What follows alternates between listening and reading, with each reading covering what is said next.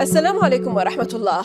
لعل العراق عانى ولا يزال من الغزوات الأمريكية المتكررة وسنوات من الاحتلال الأمريكي والعبث بأمن المنطقة، وبأنه خط المواجهة في القتال ضد داعش.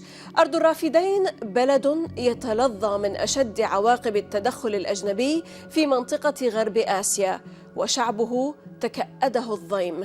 هذا ما دفع النائبين الإيرلنديين في الاتحاد الأوروبي كلير ديلي وميك واليس وبشكل شخصي إلى شد الرحال والانطلاق في رحلة استكشافية من داخل العراق مطلع نيسان أبريل الماضي، على الرغم من الظروف الصحية المحيطة بنا جميعا، إيمانا منهما أن الحديث عن واقع حال البلاد والشعب العراقي عبر المنابر الدولية ومتابعة الأخبار عبر الشاشات يختلف قطعاً عن التجارب الحقيقية الشخصية ولمس معاناة أهل العراق الفعلية والاستماع إليهم ومعاينة الميدان. أسبوع حافل باللقاءات المكثفة مع صانعي القرار الرئيسيين في البلاد من كل الأطياف، وبالإضافة إلى جولات ميدانية على الأرض ولا سيما إلى الأماكن المقدسة، حيث أنصتوا وتفاعلوا وسألوا وتعلموا المزيد عن التحديات التي تواجه العراق. يطيب لنا أن نستقبل النائبة الإيرلندية في الاتحاد الأوروبي كلير ديلي لتصحبنا معها في جولة على أبرز محطاتها خلال رحلة العراق، وتطلعنا على القصة الحقيقية لتلك الزيارة ومشاهداتها والخلاصات والعبر، وماذا عن الحملة الشرسة عليها وعلى ميك واليس من زملائها عقب هذه الزيارة. أهلا بكم إلى حلقة جديدة من الداخل، معكم زينب صفار، تابعونا.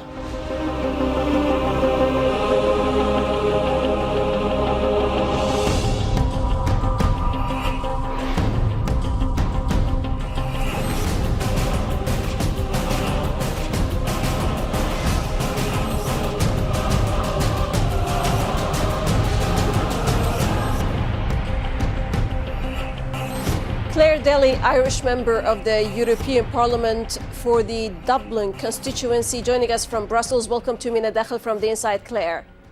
Thanks very much, Simon. Good to see you. Always good to see you. True pleasure to have you, Claire. Well, Claire, this is your second visit to Iraq, actually. You first visited while a member of the Irish Parliament. You are visiting Iraq today as a member of the EU Parliament who speaks in the name of around 450 million voters. Together with your colleague, MEP Mick Wallace, rapporteur of Iraq in the EU, you had an overwhelming trip that included amazing meetings. Why have you decided to visit Iraq in your own capacity as MEP, yet upon an unofficial visit?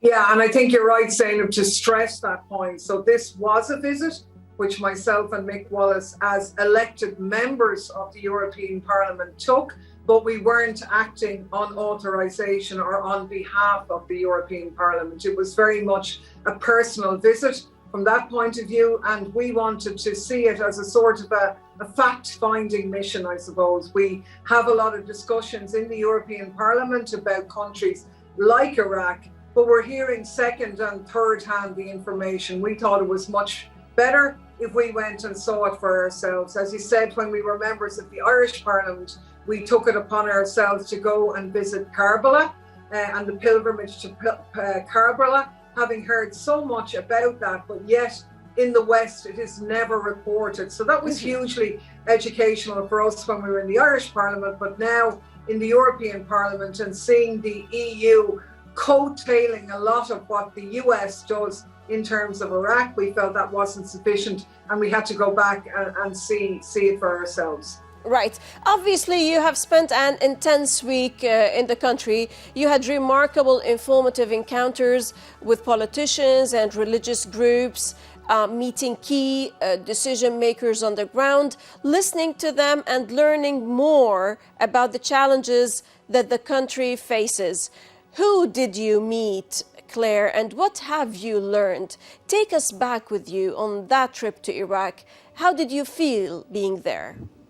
Yeah, I mean, this was a different trip than our last one, I suppose, because this time around we had a much higher access to individuals than we would have had previously. So we met a number of members of the Iraqi parliament, from the Shia community, from the Kurdish community. We met a number of religious leaders in Najaf, including the mayor of Najaf, and so on. So yeah, I mean, look, it was an incredibly full-on trip. There wasn't really any quiet moments. It was between Baghdad and Najaf, really, but to us, it gave us an insight into maybe a lot of the issues that the Iraqi people are facing. I mean, you would expect certain themes to come up.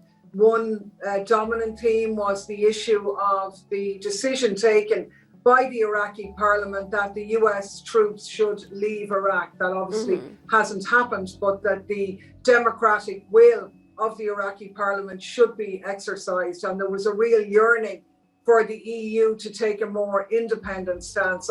We were actually really surprised at how welcoming and encouraging all of the representatives, religious and political, were for the EU to play more of an independent role. In actual fact, we were probably more critical of the EU than the Iraqi colleagues were. They desperately wanted to see an engagement from a European level that was different than just coattailing what the US was doing. So that was kind of very enlightening. Right. Claire, you and Mick have been harshly criticized from several quarters, not least of all from political rival Irish Senator Malcolm Byrne, because of your visit to the Popular Mobilization Units or Forces, or as we call them, Al-Hashd al-Sha'bi headquarters, and you were dubbed, quote, as an embarrassment to Ireland, and that you allowed yourselves to be used as propaganda tools after you have appeared in a promotional YouTube video linked to the PMUs. This is the heart of the matter, actually. This is how the visit was reported. I mean, you would have to, yeah. Yeah, why would meeting members of the Hashd al-Sha'bi be considered as an embarrassment? Exactly. I mean, look, I suppose the first thing, I'm laughing as you say it, because people in Ireland would see this individual, Malcolm Byrne, as a pretty sad individual who's really looking for a little bit of publicity for himself. He's somebody that Mick Wallace has actually defeated in many elections, so he's probably feeling a little bit left out and in need of attention. But I suppose what's sadder is the fact that the way the Irish media covered this trip and so on, which to us was incredibly derogatory. I mean, I have no hesitation in saying that the honour was all ours to meet members of the Popular Mobilization Forces for Iraq. The privilege was ours. These are the people who, when the US and the EU were found wanting in defeating ISIS, were the people who stepped up to the breach, and they were very clear in saying that they were grateful for the assistance that they got from Iran in that battle, but that they weren't Iran. So they would be forever grateful to Iran for the help. But Iraq had its own issues and its own demands. And for that sense, you know, we owe them. Humanity owes them. I made the point, and I've no problem in saying it anywhere. Humanity owes these people for taking on ISIS, for taking on that fight. And yes, we were delighted to meet them. So we weren't being used by anybody. We were delighted to have the opportunity to meet the people who were on the coalface of fighting ISIS when Iraq had looked to the US for help and didn't get any. So I think the people of Europe owe those people in Iraq a debt for that struggle, for sure. And our interest going forward should be to work with these people in terms of dealing with the solution, in terms of all of the jihadi fighters who are in camps in Syria and Iraq and so on, particularly the ones who came from the EU. What's the EU going to do about them? Because it certainly shouldn't be left to the poor people of Syria or Iraq to deal with them. Right. To add to all this, your colleague MEP Mick Wallace said Europe should be grateful for the PMF sacrifices, not to demonize them. What did you learn firsthand from the inside, Claire, through your meeting with Hashd al-Sha'bi members? The information that was totally distorted and twisted in the Western MSM and that you were not acquainted with.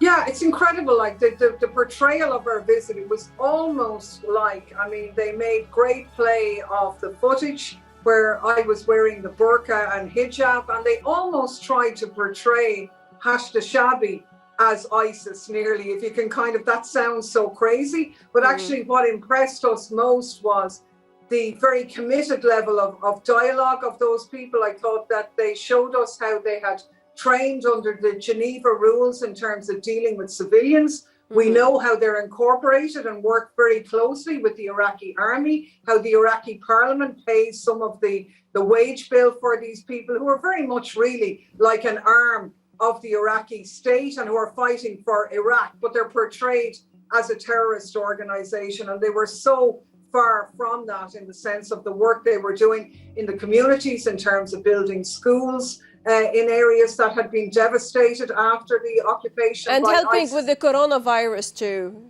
I was exactly coming to that point, and in recent times dealing with the health pandemic and the coronavirus. So to us, these were very much if you like, a people's militia, democratically accountable to the communities and the furthest thing away from a terrorist organization. But the way in which the Western media was covering it was the opposite actually of the reality. So it was great for us to go. We had been, in fairness, making these points in the European Parliament anyway, in terms of our own independent research, but to go there and meet the people face to face was an even greater extension of that knowledge, and it was incredibly beneficial. Right, more information from the inside about your trip, Claire, Dali to Iraq, your recent trip to Iraq. But we have to stop now for a short break. إذا فاصل قصير ونعود. لا تذهبوا بعيدا.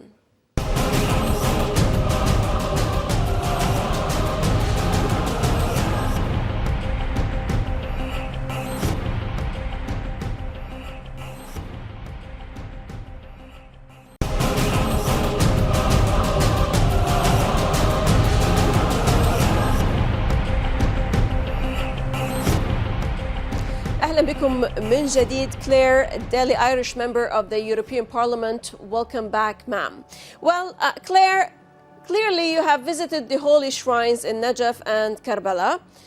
Your photo, as we said, and you talked before the break, dressed in full hijab went viral, and many back home severely attacked you. Why have you been attacked that severely? Yeah, I mean, look, we were asking ourselves that question, and to me, it sort of reflects a growing Islamophobia that's been peddled in parts of the European Union to exceptionalize the way in which people would dress in Iraq. There was a lot of plays made of, oh, why were you wearing a burqa and a hijab when people in Iraq don't have to wear these garments? And of course, many people in Iraq don't wear these garments, but in the holy cities of Najaf and in Karbala, they do. And in the same way in which, you know, if I had gone into a Catholic church and had been asked to cover my shoulders or wear a shawl, I would do so. Sure. Out of respect for visiting any country, I would be happy to do so. But to me, I think it's a sort of, it reflects an Islamophobia which is taking root in the European Union and which really needs to be challenged at every turn. You have been to Iraq, as we said today, to understand the people of Iraq, to understand the institutions better, and to get more of a feel for the place. Claire, how do you compare and contrast between your first visit to Iraq and today, your visit?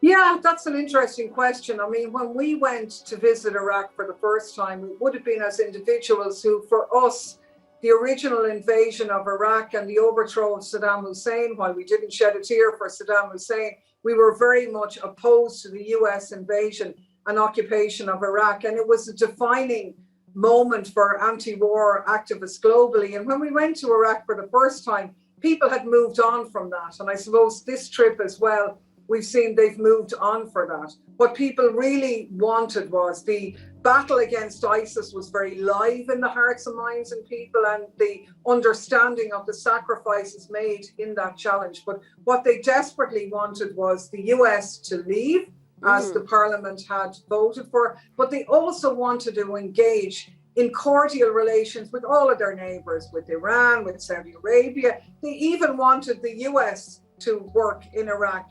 but on an equal basis, not as a sort of Iraq being in servitude. They wanted to work with the EU. They want to rebuild the Iraqi economy because so many young people in Iraq are struggling now as a lack of an economic future because of the decimation that's been done for the years of war. So for us, we found, I suppose, people who were very confident, who were proud of the sacrifices made in fighting ISIS, but who wanted to take their place on the world stage as an independent country, working with other countries as equals, but getting the support and recognition that they deserve. Claire, both you and Mick looked at the trip as an opportunity to apologize for the role Ireland played in the destruction of Iraq by allowing the US military use Shannon Airport to destroy over 1 million Iraqi lives. Tell us more, please. Yeah, I mean, you're totally right. And when we talk about an embarrassment to Ireland, what is an embarrassment to Ireland is the fact that we are supposed to be a neutral country, and yet every day US warplanes or US civilian aircraft carrying US Defence Forces personnel lands in our civilian airport in Shannon in the west of Ireland on way to theatres of war in the Middle East and beyond. And we think that's absolutely reprehensible. When we were members of the Irish Parliament, we attempted to break into the airport to search those aircraft for weapons because they're not supposed to have weapons in a neutral country, but sure, of course they do. They wouldn't be transiting otherwise. So it was an opportunity for us to, I suppose, go on the ground where so much devastation has been carried out by the US, aided and abetted by the EU, and sadly by Ireland in allowing our air bases be used in that way. But it is a use of the airport which doesn't have the backing of citizens, sadly, and the opposition in Ireland to the Iraq war all those years ago was immense. It was the biggest protest movement that our state had seen, and it was incredible. And obviously the wounds and the damage is still there and still being suffered by people in Iraq today. That's very true. As an MEP, what is your stance regarding the use of sanctions or unilateral coercive measures by EU countries against Iran, Syria, Iraq, Yemen, and other countries in the region? Why does the EU insist on extending and continuing the suffering and starvation and the humanitarian and economic catastrophe of the peoples of our region? It's incredible. And I mean, the use of sanctions now is obviously growing. For us, we're very clear on this. This is the new form of warfare. It's packaged in a way in which, it's sort of perceived as harmless, or they say, it's only against targeted individuals. The reality is that EU sanctions, many of them illegal, just coattailing the US, are causing the deaths and suffering of people in the region. No question or doubt about that. It's immoral, it's illegal under international law, and they should have nothing to do with it. But sadly, the EU in its foreign policy tends to be just coattailing the United States, which we find shocking. And we actually hope that the changed dynamic internationally, with China being a rival, if not, outstripping the US, is going to change that world dynamic, and we think that the EU has to play a much more independent role. Sadly, they haven't demonstrated the will to do that yet, but we see our job in the Parliament as very much championing that issue, championing the upholding of international law. That's all they need to do. I mean, what's been done here are crimes against humanity on the people, as you say, in Yemen, in Syria, in Iraq, wherever. It's completely wrong, but sadly, the establishment in the European Union doesn't have the backbone to stand against that at the moment. Right. How will your visit help your work in the European Parliament, and is neutrality possible in the EU today, Claire? Well, that's an issue that I'm actually debating at a special meeting next week, and my answer is everything is possible if enough people get behind it. But it is true as well that the European Union has a very close relationship with the arms industry, with the military industrial complex, who are feeding off a funding stream there. And obviously, if arms companies want to make money and make profits, then ultimately those arms will be used. And I suppose the benefit for our visit is that we are better educated now by the work on the ground. I've no doubt that people will come to us who will peddle nonsense about the situation on the ground in Iraq. We will be able to stand against that and say, well, that's not actually true. Doesn't mean they'll listen to us straight away, but it does give us an authority that makes it harder for them to ignore. And I think in some ways that's what's ruffled the feathers of our visit, that they know we've gone there, they know we've met people with influence, and that they know we've heard a very strong message from Iraq, and we're not going to be silenced in that. So we'll do everything we can to bring that message back and to encourage fraternal and diplomatic links between the EU and Iraq. What possibly could be wrong with that? It's a win-win for everybody. We've a shared history and common understanding, and it would be good for all of us if we could develop those links. Excellent. I cannot wrap up this interview without asking you my last question about your visit to Ecuador. Ecuador has just elected right-wing former banker Guillermo Lasso as president. Claire, you and Mick were in Ecuador observing the elections. In a snapshot look, how did the electoral process go? And according to the lowdown on the political reality in Ecuador, are we to see neoliberalism unleashed even more brutally and a blow to progressive forces in Latin America? Yeah, I mean, sadly, Seymour, I think you're right. Clearly, Lasso, who was elected, is a former banker. He will be neoliberalism on steroids. It's important to say, however, that the program that he stood on wasn't that. It was very much promoting a peaceful, all-inclusive, modern Ecuador. And I think because of the economic difficulties that citizens are experiencing, young people in particular sort of bought that message. I mean, there was, I suppose, the usual US interference in promoting a candidate, Yaku Perez, in the early stages. And he had called both in the indigenous community and among environmental campaigners for an abstention, a spoiled vote. And there was a large number of spoiled votes. I mean, 33% of the people didn't vote for either candidate. So I think if that had been different, then the left-wing candidate, Andreas Arauz, would have been elected. But look I mean, sadly, I think, the people will learn from experience. I think the left-wing group and the party do need to learn lessons as well in terms of how they've dealt with the indigenous community and some of the economic issues as well. But in terms of the process itself, the election was incredibly fairly and professionally run. Really very, very impressive, even if we didn't like the outcome. Sure. Well, that's objectivity at the end of the day. Claire, Dali, Irish member of the European Parliament, thank you very much for this insightful talk and for truly engaging with what you stand up for. Bless you and be safe, Claire. Thanks a million, Zainab. You too. Talk soon. Bye-bye. Thank you, my dear. Always a pleasure. والشكر لكم مشاهدينا الكرام على طيب المتابعة. للتفاعل أكثر تابعونا على صفحات السوشيال ميديا، وحتى نلتقي من كل فريق عمل من الداخل من كل الميادين. السلام عليكم ورحمة الله.